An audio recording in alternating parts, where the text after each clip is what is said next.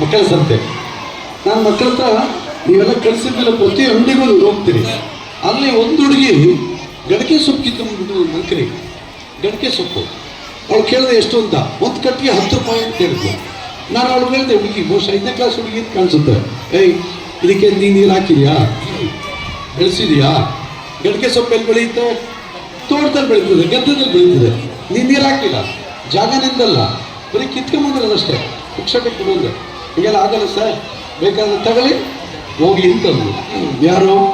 5ನೇ ಕ್ಲಾಸ್ ಹುಡುಗಿ. ಕೊನೆಗೆ ಅವ್ರಿಗೆ ನಾನು ಹೇಳಿದ್ದೇನು ಗೊತ್ತಾ? ನೋಡಿ, ಇಷ್ಟೆಲ್ಲ ನೀನು ಚೇಷ್ಟೆ ಮಾಡಿಸಿದ್ರೆ ನಮ್ಮ ಸ್ಕೂಲಲ್ಲೇ ಓದ್ತಾ ಇದೆಯಾ ಮೇಡಮ್ ಕರೆದೆ, ನಮ್ಮಲ್ಲಿ ಇವಳು ಈ ವರ್ಷ ಫೇಲ್ ಮಾಡ್ಬೋದು ಅಂತಂದ್ರೆ ಹೆದರ್ಸಕ್ಕೆ.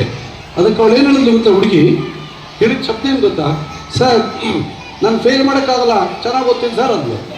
ಅಂದರೆ ಆ ಮಕ್ಕಳಿಗೆ 5ನೇ ತರಗತಿಯ ಮಗುಗೆ ಅಷ್ಟೊಂದು ವ್ಯಾವಹಾರಿಕವಾದ ಜ್ಞಾನ, ಸೂಕ್ಷ್ಮತೆಗಳಿದೆಯಲ್ಲ. ಬಹುಶಃ ಆ ಒಂದು ಪರಿಕಲ್ಪನೆಗೋಸ್ಕರ ಈ ಮಕ್ಕಳ ಸಂತೆ ಮಾಡಿದ್ವಿ. ಮಕ್ಕಳ ಸಂತೆ ಜೊತೆಗೆ ನಮಗೆ ಭಕ್ತ ಸಂತ ಕನಕದಾಸರ ಜಯಂತಿ ಮಾಡುವಂಥ ಸುಯೋಗ ಸಿಕ್ತು.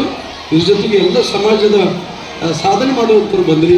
ನೀವೆಲ್ಲರಿಗೂ ಕೂಡ ನಮ್ಮ ಕಾರ್ಯಕ್ರಮಕ್ಕೆ ಬಂದು ನಮ್ಮ ಆತಿಥ್ಯವನ್ನು ಸ್ವೀಕಾರ ಮಾಡಿದ್ದಕ್ಕೋಸ್ಕರ ನಿಮ್ಮೆಲ್ಲರಿಗೂ ಮತ್ತೊಮ್ಮೆ ಧನ್ಯವಾದಗಳನ್ನು ಹೇಳ್ತಾ ನನ್ನ ಮಾತನ್ನು ಮುಗಿಸ್ತೀನಿ. ಜೈ ಶ್ರೀ.